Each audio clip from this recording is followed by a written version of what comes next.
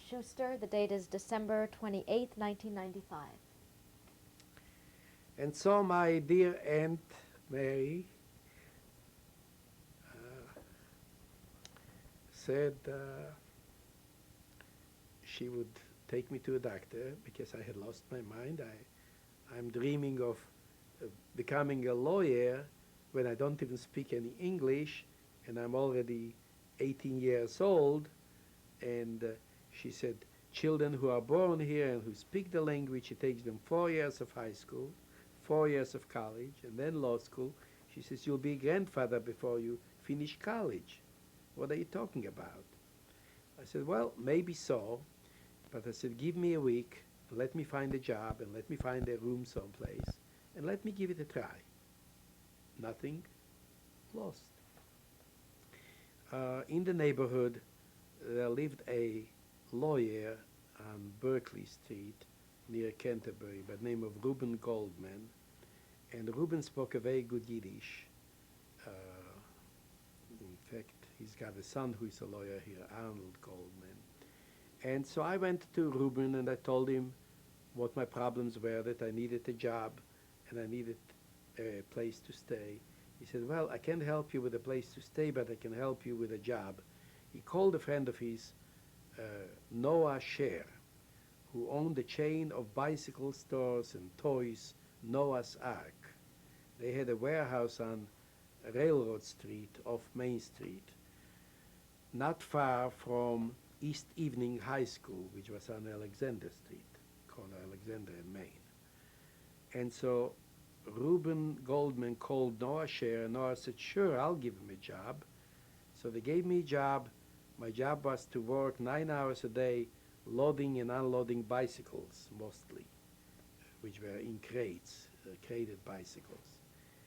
And I signed up at night school, East Evening High School, and there I met a wonderful human being by the name of Carlos Di Zafra. I have a picture here someplace of Carlos.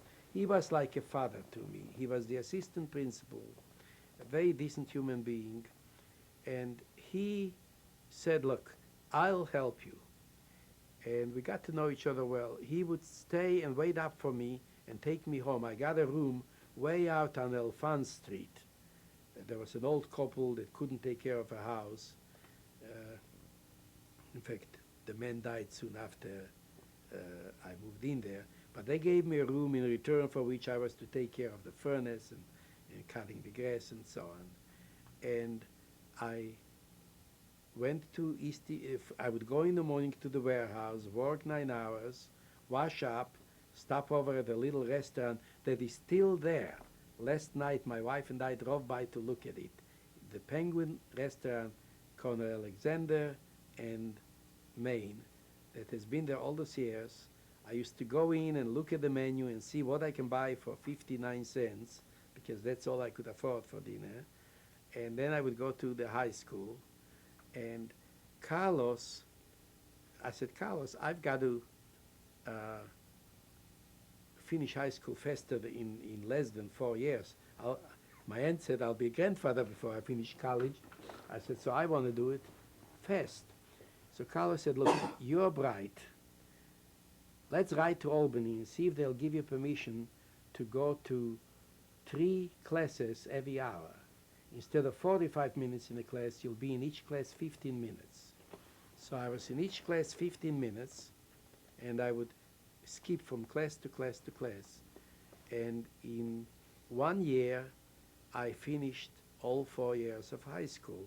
I was short a mark in algebra, so I went to summer school that year and finished up the algebra course and finished and got a Regent diploma, 16 credits of high school. And in fact, I have an article here, I don't know, maybe you'd like to take a shot of it, that describes my year at high school, the fact that I lost 20 pounds that year. And it was fun. And in 48, I entered the University of Rochester. They gave me a scholarship. And that's when I slowed down. I decided I would socialize. By that time, I could speak English fairly well, well enough to take exams in high school and do all right. And I came to college.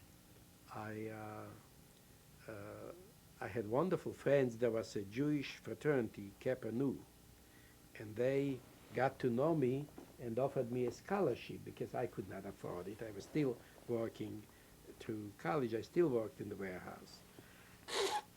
So they gave me a scholarship and helped me learn English slang, uh, things I wouldn't learn from books. And I had a wonderful time in college. I really enjoyed myself very much. And I did very well.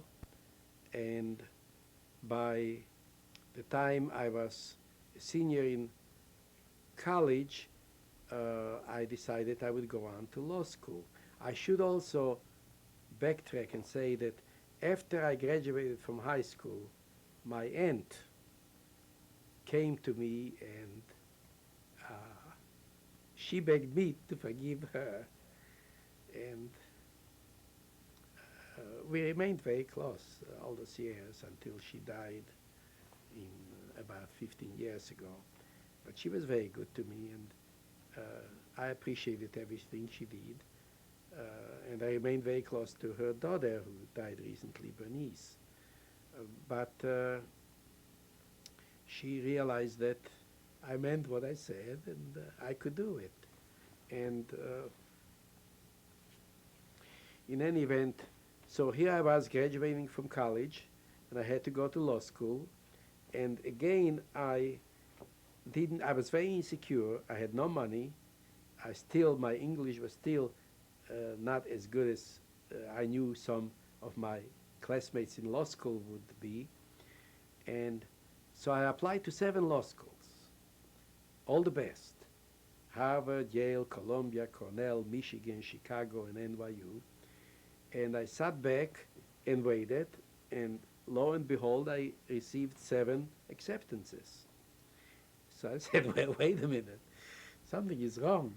But then I wrote to all of them and I said, look, I needed a scholarship. And I sat back, and lo and behold, I got 7 scholarships. The lowest one was Harvard. Cornell offered me 3 years, all expenses paid, whereas Harvard, I forgot, they gave me something like $1,000 a year. And again, I went to Reuben Goldman, who was a lawyer by profession, and I said, Reuben, you've given me good advice before. Which would you do? Where would you go? He says, forget about it. 10 years from now, the difference in the few dollars, he says, borrow the money, go to Harvard. So I went to Harvard. I didn't enjoy it as much as I enjoyed college. Harvard Law School was a tough place to be. I did quite well, well enough so that when I graduated, I got a clerkship with the Court of Appeals. In fact, here's a picture of the Court of Appeals that I worked for with the 7 judges. I worked for Judge Dye, but also I helped out all the others. And it was a tradition there. When you finished your clerkship, all of the judges would give you a picture of the court that they would all sign. So I clerked for the Court of Appeals in Albany for 2.5 years. Then I decided, by that time I got married. I came back from law school actually and met Jane, my wife-to-be, and we got married right after I graduated from law school in 1955. Jane was a teacher at the time. She had finished college at Cornell and got a master's at the U of R and was teaching at Monroe High School. And we decided to settle down in Rochester because Jane was a native Rochesterian, and to raise a family here. How many children did you have? We had 3 children: Deborah, Jamie and Miriam. Two of them now live in Rochester. Jamie is a radiologist, and I believe his two children and my wife Jane will be coming here in a few minutes so that you'll get a chance to meet them. Of course, you know Jamie and you know Jane. And life has been awfully good to me. I have very few regrets. I really think that uh, life has been so terribly good to me that it's as if fate had tried to make up to me for the sad parts. It's too bad that most of my family is not around to see it or to know about it. But at least I had Bele and Feiche. We were very close. My sister Feiche kept a diary, and then she reduced it to a manuscript, which I have here in Yiddish, which I do hope to turn over to the Holocaust Museum. Uh, she describes that part which I have talked about. Uh, it's been a wonderful life, really. I've had lots of joy from my children, and I have tremendous joy from my grandchildren. I've been successful professionally. I'm economically independent. I've practiced law for many, many years. I've done some good. I've never had anyone complain that I know of. I've helped many people. I think I've carried out some of the goals I've set for myself. Uh, Whatever the future holds, I will face it bravely. In light of your unique life experience, is there any message you would like to leave for future generations? Well, the message is really quite obvious. Hitler could have been stopped many times. People, I think there's an old uh, quote, I forgot the name of the uh, Hungarian, I believe it was, who said uh, when the Germans came for the gypsies, I didn't care because I wasn't a gypsy. And when they came for the Jews, I didn't care because I wasn't a Jew. And then they came for me, and there was no one left to cry out. And that is the message. If you allow genocide, anti-Semitism, anti-anything, if you allow prejudice and inhumanity to go on, it will produce other Holocausts. And we saw it in Bosnia-Herzegovina. We're seeing it now. I think we must speak out. I have devoted a lot of my mature years to try and prevent it. I have served on many boards, many organizations, Jewish and non-Jewish, in order to do whatever little bit I can. No one should say that what they do doesn't really matter because they're only one person, and what can one person do? It has to start someplace. It has to be started by someone, and we are all responsible. We are all our brother's keepers. Is there anything else you'd like to include that you haven't mentioned?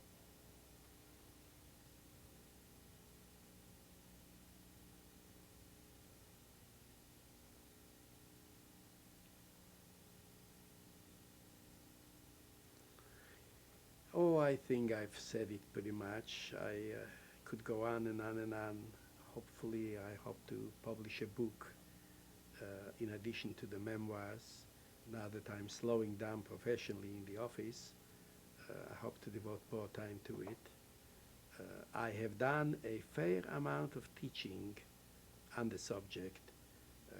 We had a professor, Karp, Abraham Karp, a former rabbi who was a professor at the university, teaching a course on the Holocaust over a 17-year period, and I have gone in as a guest lecturer each and every time he taught the course. I've also spoken to many high schools, many synagogues, many other groups. I feel that the story must be told. In my sister's manuscript, she goes on to write that perhaps no one will survive. And if perchance someone does survive, will anyone believe?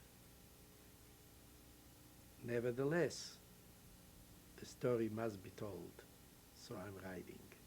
Those were words she used in her manuscript, and that is true. Well, thank you for all your years of work, and especially for today. Thank you.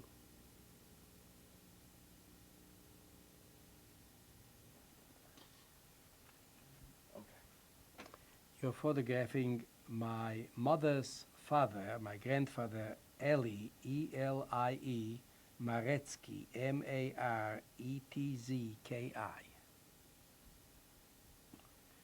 What year was this photo taken? I would imagine somewhere around the turn of the century, around maybe 1905, 1910. And where? And it was taken in a town called Stabin, which is where he lived, where my mother was born. Thanks. This is the only picture I have of my parents and some of my siblings. There were 8 of us in our family. In this picture there are only 5. It was taken some 7 years before I was born. In the center are my mother and my father, Their names? Sarah and Yaakov or Jacob. Then on the, what would this be, the left side or the right side? That's the right. On the right side is my sister Bele, and then the next one, the young man in the middle, is my brother Meir, my sister Mayashe. To the left of my mother, the taller one, is my sister Feiche, and the young one is my sister Dverke, who was probably maybe 4 or 5 years old at the time. And where was this taken? This picture was taken in Yashenovke, since it was about 7 years before I was born. I would say it was taken around 1920, 21.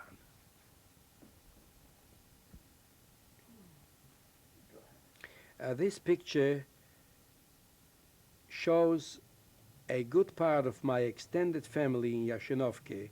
Not only does it contain my mother, father, and 5 of their older children, but also many of my uncles and aunts and some of my cousins who lived in Yashenovke at the time it was taken, around 1920, 1921.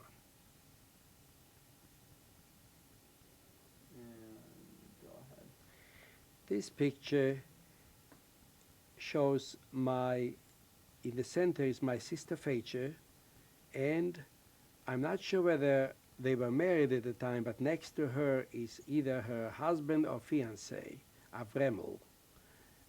Lying on the ground is my brother Meir, whom I loved very dearly, and he must have been, I'd say, about 18, 19 at the time.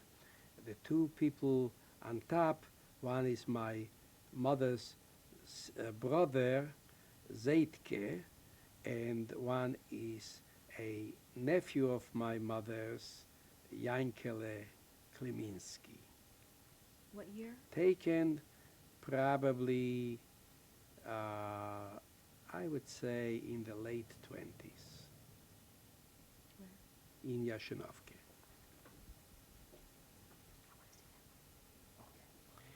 This picture on the right side, standing, is my sister Dverke. It's the only picture that I do have of Dverke. Obviously, it was a winter scene. She's standing there with several friends, all of whom I knew, including in this picture is my cousin Meishe, the man I've mentioned who lives in Mexico City. Which one is he? He's in the center, standing above my sister Dverke there. The only man in the picture. What year was this taken? And this was also taken probably in the 20s In Yashinovka. in Yashinovka. This picture is the only picture I have of myself as a youngster. I must have been somewhere between 3 and 4 years old. I still remember the wooden horse taken in Yashinovka, sent to my aunt in Rochester by my mother, and I found it after coming to the United States. How did you find the other photos? My sister had them, and before she died, she turned them over to me. This is my brother Meishe. He gave me this picture, and it was taken in Italy, in Santa Caesarea, in 1946. He now lives in Melbourne, Australia.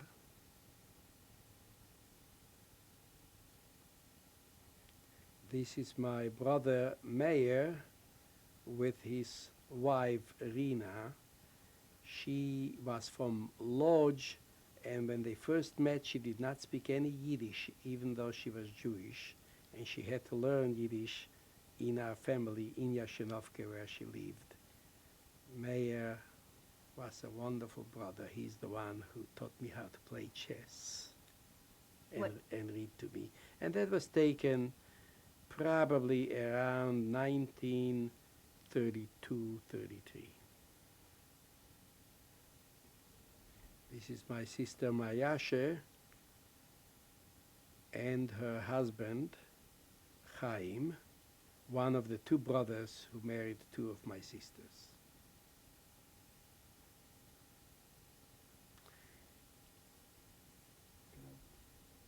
Okay. Shall I start all over? This was taken also in the early 30s in Yashinovka. This is a sketch of the hiding place which my family had built above the tannery. The tannery was a very long building, probably about 100 feet long. It was a one-story building, but when my father bought the tannery, he built a drying room above the main floor,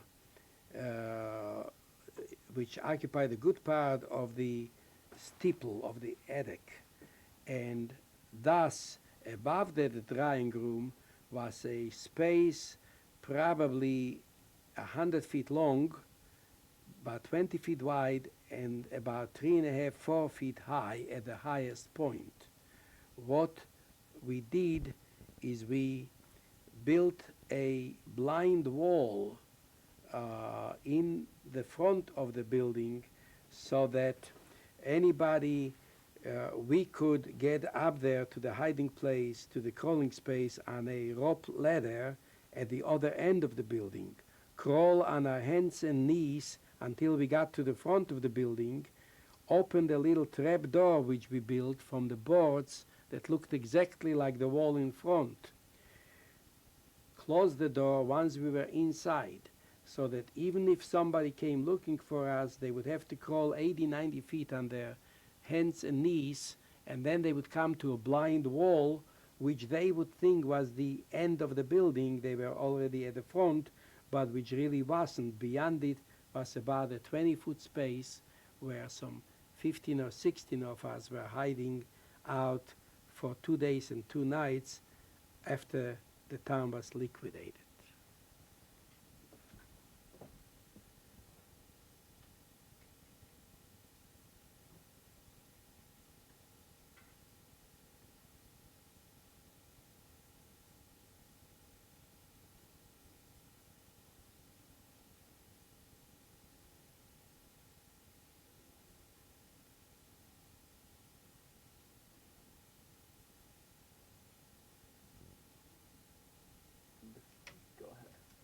This article appeared, I believe, in 1948 in the local papers, describing my 1 year of study at East Evening High School, where in 1 year of night classes I finished 4 years of high school studies and got a region diploma. It describes how I worked, that I lost a lot of weight, and what I achieved. Okay. This is the youngest of my 3 children. Her name is Miriam. She's a delight. She now lives in Montana. She moved there recently from Colorado. She's a free spirit and a delightful daughter. When was this taken? And this was taken maybe 5 years ago Where? in Rochester. And This is a picture of my son, James, who is the middle child, and his lovely wife, Jessica. Jessica's 2 older girls from a previous marriage, and Jamie's and Jessica's 2 younger children, whom you will meet shortly, Sarah, who is now 7, and Saul Benjamin, who is now 4. This picture was taken about 3.5 years ago, I would say, judging by Saul Benjamin's age. And they're a wonderful family, wonderful. I see them every day. What are the older kids' names? The older kids are Christina and Laura, and the younger ones, Sarah and Saul. I can hear them. Mm-hmm. okay, go ahead. This is my oldest, Deborah, and her child, Rachel. Rachel is now 11. In this picture, she was probably a few months old, so this picture was obviously taken about 11 years ago. Where was it taken? I believe in Rochester. And go ahead. Because of my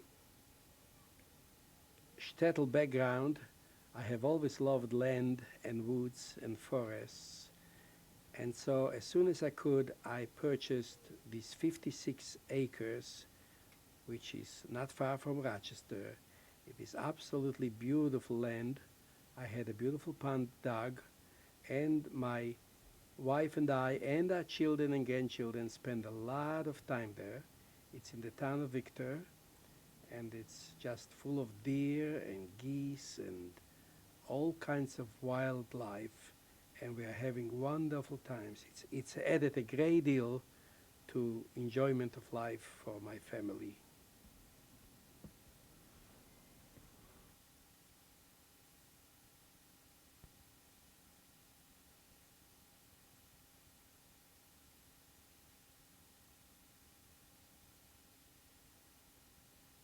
Introduce these lovely people to us?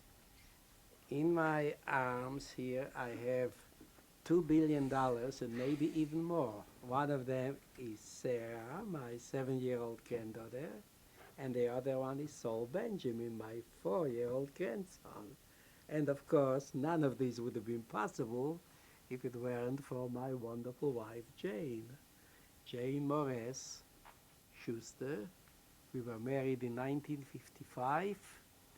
And as you know, we have 3 children, and those children are the children of our son, James, who is a doctor and a wonderful son. And Sarah, ever since she was born, you tell them what happened. We had a very special relationship. Can you tell us a little about it? How do you feel about your grandpa? I feel that he's a very special person. Very special person. And who would put you to sleep and tell you Yiddish stories and talk about the names of my brothers and sisters? You? Right. She knows all the names of my brothers and sisters. She Can loves. you say them? Maybe you and Saul together could Should we say them? I forgot. Okay, let's start with Me too. Bailey. Bailey, Feiche. Fecha, You know that. So, Mayashe. Mayasha, Meir. Mayor, Twerke. Dwerke, Zipe. Zipa, Meishe. Meisha, And your grandpa, whose name was? Bill. Right. And who are you named after? I'm named after his his mother,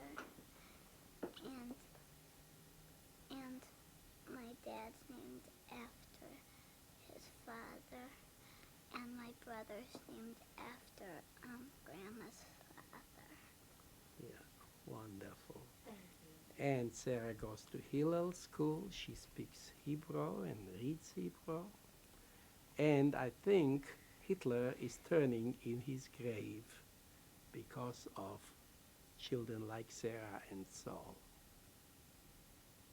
Jane, would you like to add anything? Well, what can I add after that?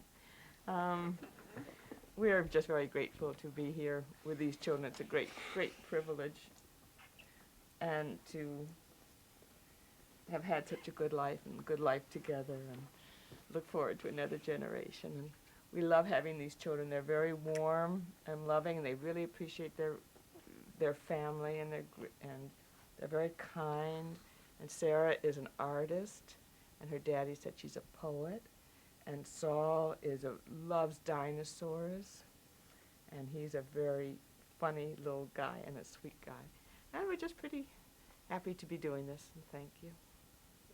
Saul, do you have a word for your grandpa?